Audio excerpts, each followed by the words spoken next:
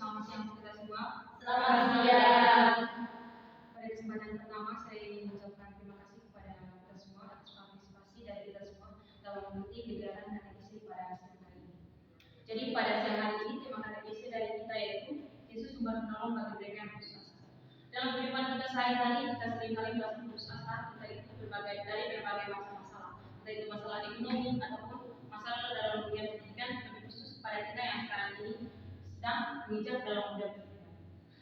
Dalam putus asaan itu kita seringkali menyalahkan Tuhan. Maka dari itu tema yang akan saya bawakan pada kesempatan ini yaitu Yesus sumber penolong bagi mereka yang putus asa, di mana dari saat rasa putus asa itu sebagai jawaban dari masalah kita, yaitu kita harus tetap berdoa kepada Tuhan dan minta penolong daripadanya. Oke, untuk mengawali katekesi kita pada siang hari ini kita diawali dengan lagu. Terima kasih Tuhan untuk kasih setiamu yang Ku alami dalam hidupku. Terima kasih Yesus untuk kebaikan-Mu sepanjang hidupku. Terima kasih Yesusku,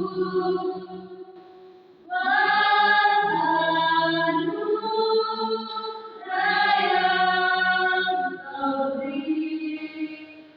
Sebab hari ini Tuhan adakan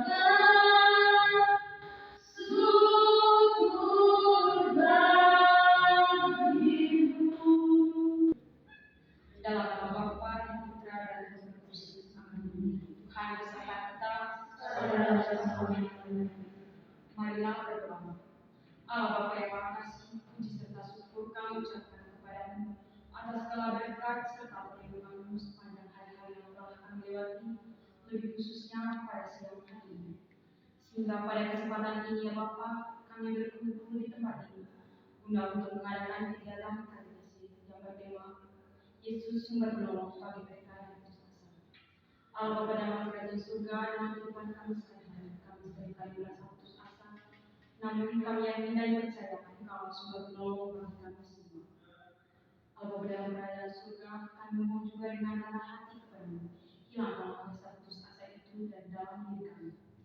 Namun tetap kami puji seperti hari ini, esok dan sepanjang segala masa. Amin. Oke teman-teman, sesuai dengan tema katekesi kita bahwa Yesus sumber penolong bagi mereka yang putus asa.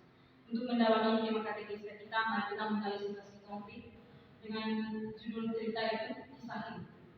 Saya minta kepada satu teman kita untuk membacakan tentang kisah hidup. Kisah hidup. Kisah hidup. Lisa adalah seorang siswa yang baru saja menyelesaikan pendidikannya di bangku SMA. Setelah tamat SMA, ia berencana untuk melanjutkan pendidikannya di perguruan tinggi. Namun niatnya itu kurang dalam karena keadaan ekonomi dari keluarganya yang tidak memungkinkan untuk membiayai perkuliahannya.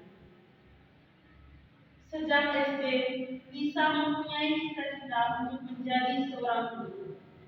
Sejak ia injak dunia pendidikan, ia sangat tertarik agar kelak ia bisa menjadi seorang guru. Namun, karena keadaan ekonomi tersebut, ia tidak berniat lagi untuk melanjutkan pendidikannya. Lisa mengisi waktu liburnya dengan membantu pekerjaan kedua orang tuanya. Seiring dengan berjalannya waktu, Lisa berharap agar niatnya untuk melanjutkannya pendidikannya itu akan hilang. Namun, semua niat itu hanya fiksi belaka. Semakin hari ia semakin sedih karena tidak melanjutkan pendidikannya. Pada malam hari, ia selalu berdoa agar bisa melanjutkan pendidikannya dengan mengikuti jalur bidik misi. Namun semakin hari doanya itu tak kunjung terkabulkan. Mulai saat itu, Lisa sudah mulai putus asa dan dia sangat berusaha untuk melupakan niatnya itu. Dalam hatinya, ia selalu bertanya-tanya, "Ya Tuhan, mengapa Engkau tak kunjung mengabulkan doaku?" Semakin hari semuanya berjalan sebagaimana mestinya, namun niat itu masih tetap ada. Pada malam harinya, Lisa selalu menangis. Saat Lisa sedang menangis, kedua orang tuanya menghampirinya dalam kamar dan bertanya mengapa Lisa sampai menangis. Lisa pun menceritakan semuanya kepada kedua mereka. Saat mendengar cerita dari Lisa, kedua orang tuanya pun sangat sedih dan mereka meminta maaf kepada Lisa karena gara-gara keadaan ekonomi mereka yang tidak cukup sehingga membuat Lisa tidak dapat melanjutkan pendidikannya. Namun mereka tetap menasihati Lisa agar selalu berdoa dan minta kepada Tuhan agar Tuhan dapat menunjukkan jalan yang tepat agar Lisa bisa melanjutkan pendidikannya. Namun karena rasa putus asa yang sudah melekat dalam dirinya, Lisa mengatakan kepada kedua orang tuanya, "Untuk apa berdoa? Tuhan tidak pernah mendengarkan doaku," kata Lisa dengan penuh emosi. Lisa sudah sangat putus terhadap situasi yang dihadapinya. Mendengar jawaban itu, kedua orang tuanya keluar dari kamar Lisa. Namun, sebagai orang tua, mereka tak henti-hentinya menasihati Lisa agar selalu berdoa. Lama-lama, nasihat dari kedua orang tuanya selalu terdiam di telinga Lisa. Pada mulanya, Lisa sangat ragu apa ia pada saat ini Tuhan akan mengabulkan doanya. Semalaman Lisa hanya rebahan di tempat tidurnya. Ia selalu berpikir, apakah kali ini Tuhan akan mengabulkan doanya? Pertanyaan itu selalu muncul dalam pikirannya. Dan ia pun berpikir, bagaimana jika perkataan dari orang tuanya itu benar jika ia memintanya lagi melalui doa itu. Ada begitu besar harapannya ada dalam hati Lisa. Ia mulai berdoa agar dalam waktu dekat ini, agar orang yang memberi kabar, agar dia bisa mendaftarkan diri untuk bisa melanjutkan pendidikannya melalui jalur bidik misi. Pada malam itu, ia pun mulai berdoa. Selesai berdoa, Lisa dapat tidur dengan nyenyak, seakan semuanya baik-baik saja. Pada keesokan harinya, saat Lisa sedang masak di dapur, ada sebuah teleponan masuk, yaitu dari kakaknya yang kuliah di Sivas Santo Sirius Uten, yang memberitahukan kepada Lisa bahwa di kampusnya saat itu sedang mencari mahasiswa untuk mengikuti tes agar bisa bersekolah dengan gratis tetapi melalui tes. Saat itu Lisa sangat bahagia. Ia memberitahukan kepada orang tuanya dan mereka pun sangat senang dan sangat mendukung Lisa untuk melanjutkan pendidikannya. Setelah selang beberapa hari, Lisa pun dipanggil dari Sivas untuk mengikuti tes dan beberapa hari kemudian disiarkan berita lulus bagi calon mahasiswa yang telah mengikuti tes tersebut dan nama Lisa pun ada dalam calon mahasiswa yang lulus. Baik, terima kasih kepada saudara Yuni yang telah membacakan ceritanya. Untuk mendalami tadi kita pada kesempatan ini, ada beberapa pertanyaan penting dari saya. Yang pertama, setelah mendengar cerita tersebut, bagaimana tanggapan dari teman-teman terkait isi dari cerita tersebut? Silakan. Baik, terima kasih atas kesempatannya. Isi dari cerita tersebut adalah bahwa ketika Lisa sedang Saat itu, kedua orang tuanya menyadarkannya akan dalam situasi seperti itu, dia harus menyerahkan segala masalahnya kepada Tuhan dan meminta kepada Tuhan untuk memberikan jalan keluar atau memberikan peluang agar masalahnya tentunya dapat diselesaikan. Nah, karena putus asa adalah bukan jalan keluar yang tepat ketika kita sedang dalam masalah.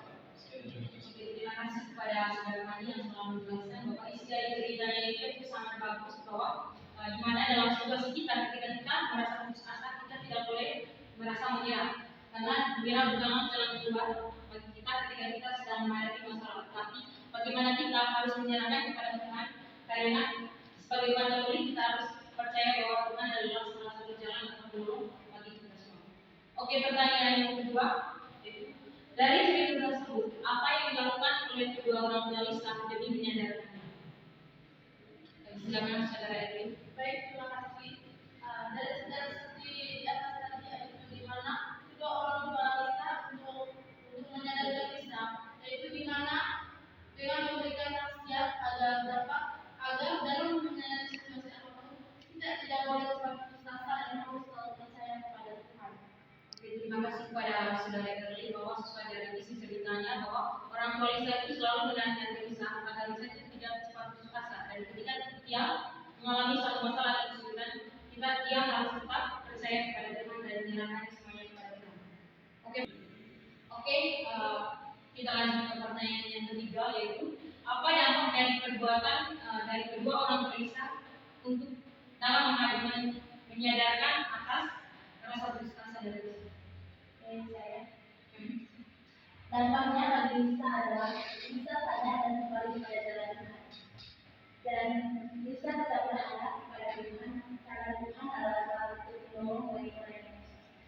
Terima kasih kepada saudara-saudara.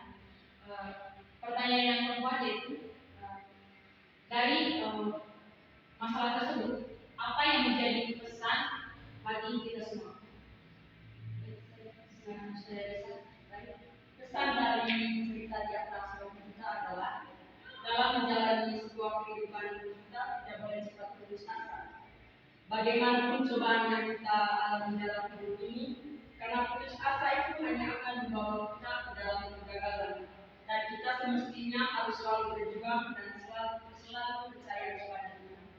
Terima kasih kepada Isa bahwa saudari Isa pesannya bahwa dalam kehidupan kita sehari-hari itu kita tidak boleh cepat putus asa. Oke, pada kesempatan ini izin nama saya sebagai fasilitator untuk memberikan satu penegasan atau kesimpulan. Baik, dari saya mengambil kesimpulan dari jawaban yang telah dijawab oleh saudara-saudari bahwa dalam kehidupan kita sehari-hari ketika kita merasa putus asa, itu sebagai makhluk yang beriman akan Tuhan Yesus Kristus sendiri, kita tidak boleh menyalahkan Tuhan, tetapi bagaimana kita mengharapkan kepada Tuhan bahwa Tuhan adalah salah satu penolong yang akan menolong kita dalam situasi sulit seperti rasa putus asa yang kita alami. Oke, baik teman-teman, pada kesempatan kali ini juga agar kita lebih mendalami atas tema katekisi kita pada siang hari ini, yaitu bagi kita harus kembali dari Injil kitab suci yaitu Matius 14 ayat 22 sampai 33 tentang Yesus berjalan di atas air. Saya minta salah satu teman untuk membacakan teks kita. Semoga Tuhan selalu beserta kita. Salam dan selamanya. Inilah Injil Tuhan kita Yesus Kristus menurut Santo Matius. Sesudah itu Yesus segera memerintahkan murid-muridnya naik ke perahu dan mendampinginya ke seberang. Sementara itu ia menyuruh orang banyak pulang. Dan setelah orang banyak itu disuruhnya pulang, Yesus naik ke atas bukit untuk berdoa seorang diri. Ketika hari sudah malam, ia sendirian di situ. Perahu-muridnya sudah beberapa mil jauhnya dari pantai dan diombang-ambingkan gelombang karena angin kencang. Kira-kira dan 3 malam datanglah Yesus kepada mereka berjalan di atas air. Ketika murid-muridnya melihat dia berjalan di atas air, mereka terkejut dan berseru, "Itu hantu." Lalu berteriak-teriak karena takut.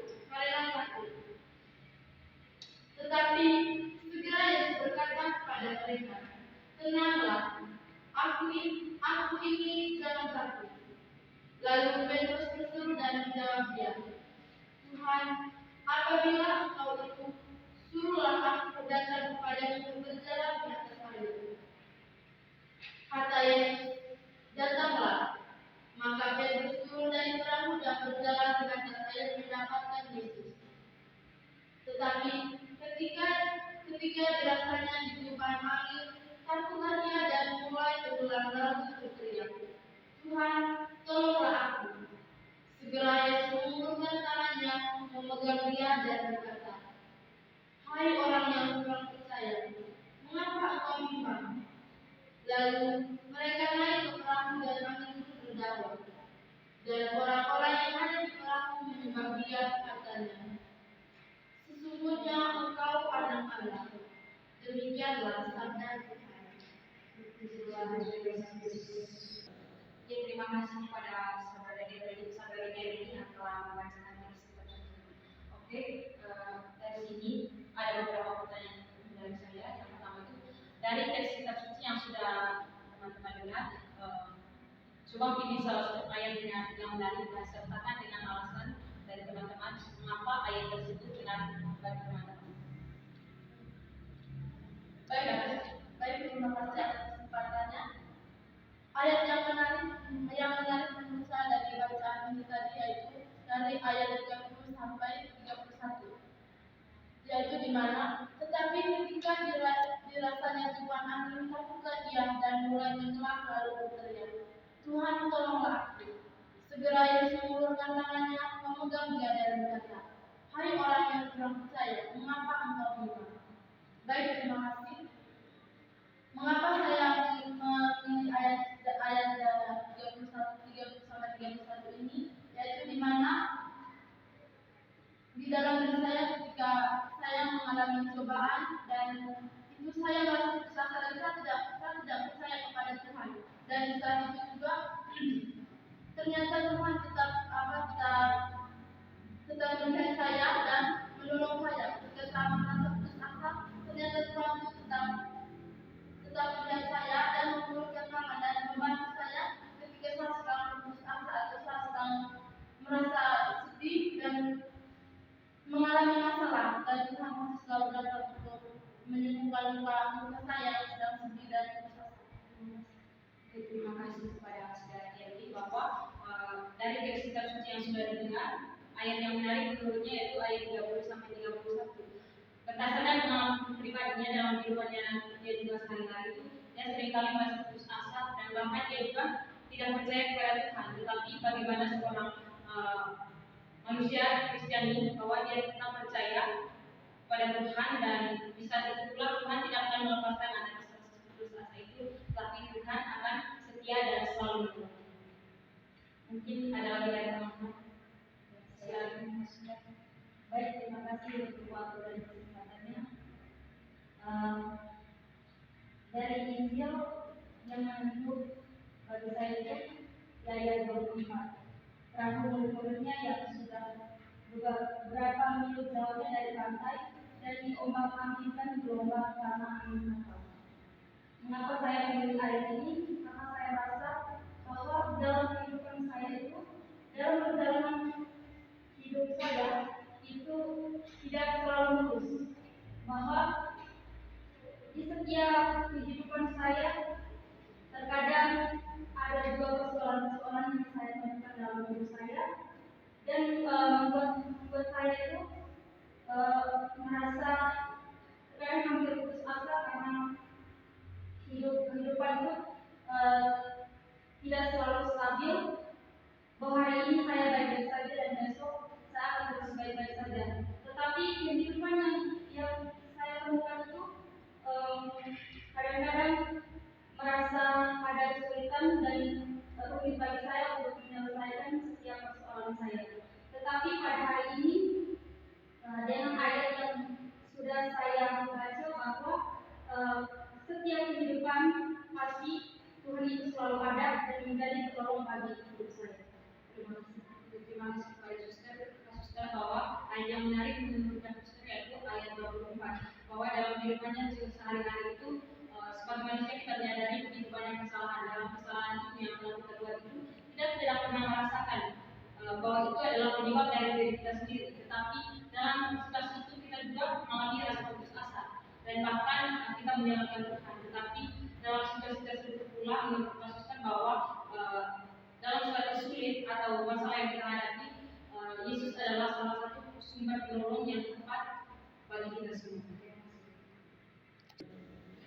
Oke, pertanyaan yang kedua yaitu menurut teman-teman, apakah makna dari kalimat segera Yesus mengulurkan tangannya, memegang dia dan berkata, "Hai orang yang kurang percaya, mengapa engkau bimbang?" Baik, saya akan menjawab sedikit mengenai ayat makna dari ayat. Hai orang yang kurang percaya, mengapa engkau bimbang? Dari ayat tersebut mau menjelaskan kepada kita bahwa Tuhan Yesus akan setia menolong dan membantu kita dalam situasi sulit bagaimanapun. Dan dari ayat tersebut juga Yesus mau menurut kita bahwa ketika kita sedang menghadapi suatu masalah dalam hidup, kita tidak boleh mengabaikan Tuhan. Kita harus tetap percaya dan setia kepadanya dan menyerahkan semua masalah kita kepadanya agar Dia membantu kita dan memberikan petunjuk atau jalan keluar dari masalah yang kita hadapi. Karena Dialah satu-satunya penolong yang setia bagi umat manusia. Terima kasih kepada saudari Anda. Kita masuk ke pertanyaan yang keempat, yaitu dari Injil yang telah kita dengar, apa pesan yang mau disampaikan kepada kita semua? Silakan.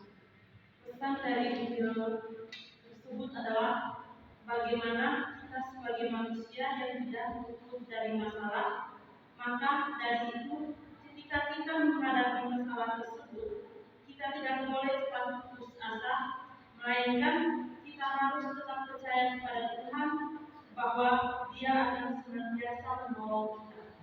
Terima kasih kepada saudari ini bahwa pesannya dari Injil yang telah kita dengar adalah bagaimana kita sebagai manusia yang tidak luput dari masalah. Maka dari itu ketika menghadapi masalah tersebut, kita tidak boleh cepat putus asa, melainkan kita harus tetap percaya kepada Tuhan. Oke.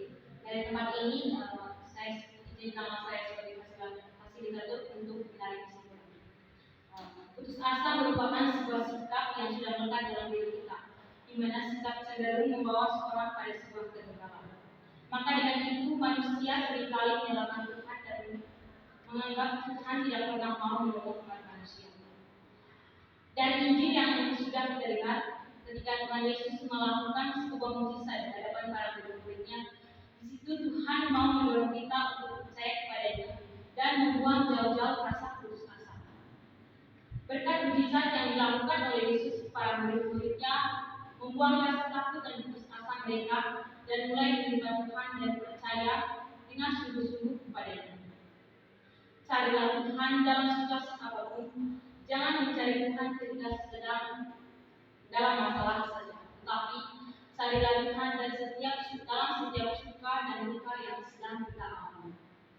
Oke, baik teman-teman, agar memang kita pada siang hari ini itu lebih terrealisasikan atau lebih nyata dalam kehidupan kita sehari-hari.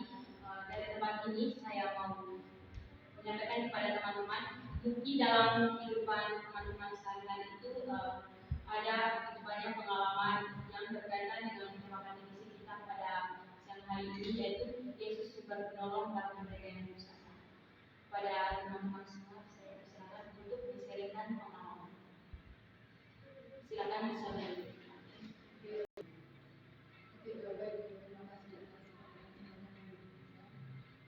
Karena tema tertulis kita pada hari ini, Yesus berperan bagi mereka yang putus asa. Tema katekisme kita pada hari ini sangat menarik bagi saya, sangat menyentuh bagi saya, di mana selalu pernah mengalami putus asa. Dulu waktu saya SMA kelas 3, tidak tahu kita kalau menjelang tamat pas begitu di sana harus lalu kerja harus kerja di sini. Dulu waktu saya tinggal beberapa tahun di sini, saya berkomunikasi dengan satu orang tua. Saya bilang mereka bagaimana saya keselamatan. Waktu saya berkomunikasi dengan satu orang tua, mereka bilang begini, kalau saya tidak melakukan itu bulan ini sampai 8 bulan,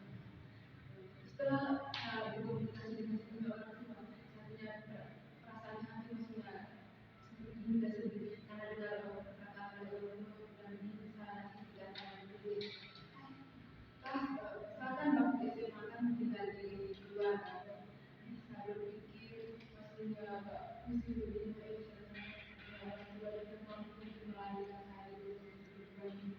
Bahkan suatu hari saya sampai berpikir begini, kenapa Tuhan kita ada di Tuhan menghadirkan saya dan saya di hari ini, menghadirkan saya dan menciptakan saya dari ibu dengan keluarga yang dia mau. Saya sedih maksudnya, tahulah kalau sudah tidak mampu suatu hari itu sama teman bilang begini, kamu bilang gimana? Saya sebenarnya sedih sekali kalau maksudnya ibu tidak tahu bagaimana cara dengan teman-teman saya dan itu saya belajar bulan di situ saya belajar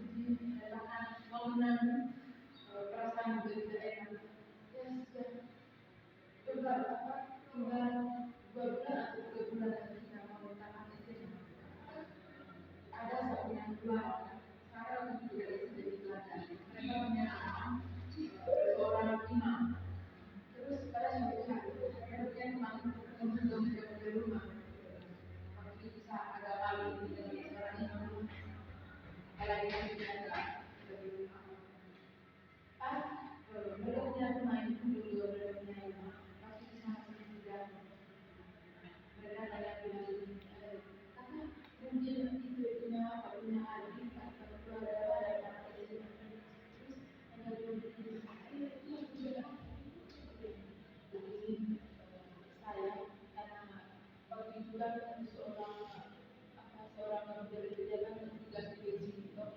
dia bilang coba dia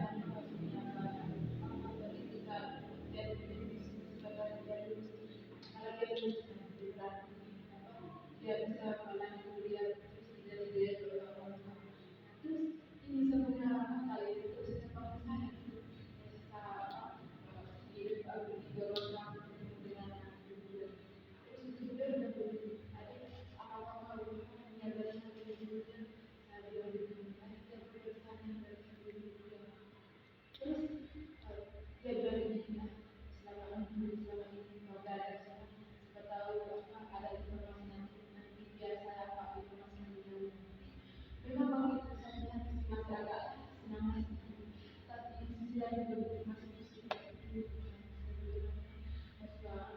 kalau memang benar bisa tapi maksudnya memang bukan seperti itu sebelum tambah sebentar itu tidak ada apa-apa aku suatu hari apakah sudah ada yang terus saya tidak percaya mana mungkin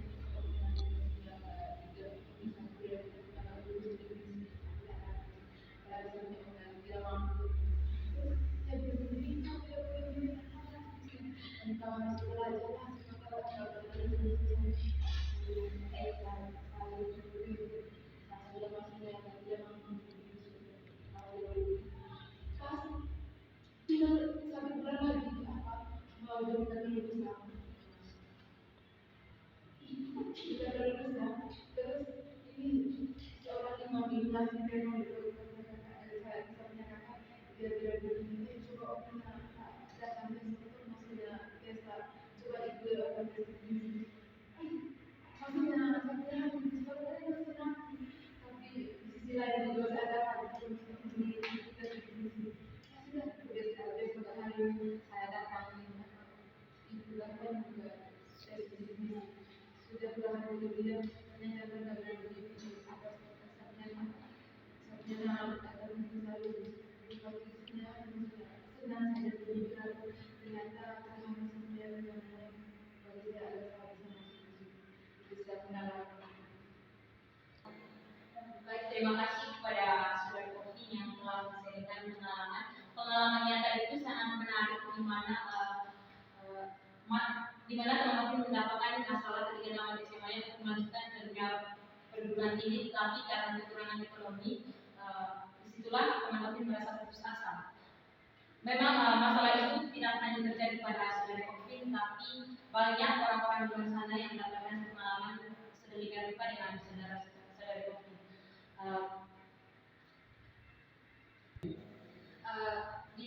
situasi yang saudara Alvin alami waktu itu saudara Alvin menyalahkan Tuhannya itu menyalahkan Tuhan bahwa kenapa dia harus dilahirkan dalam keluarga yang miskinnya.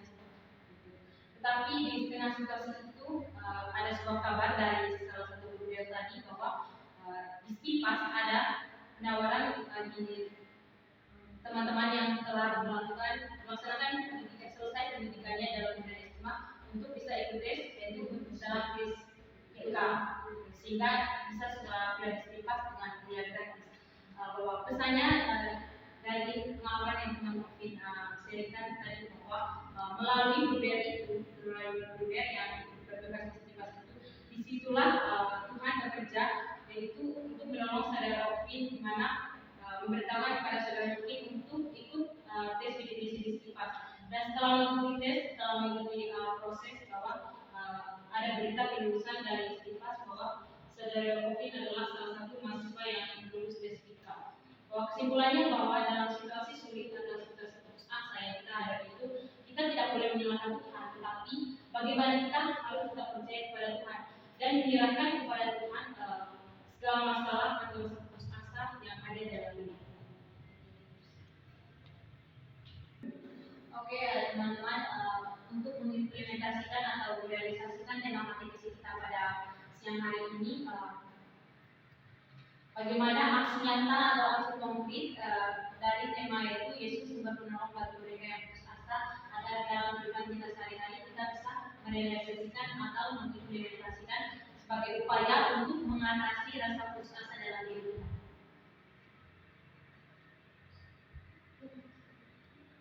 Silakan. Kita harus tetap sabar menjalani hidup.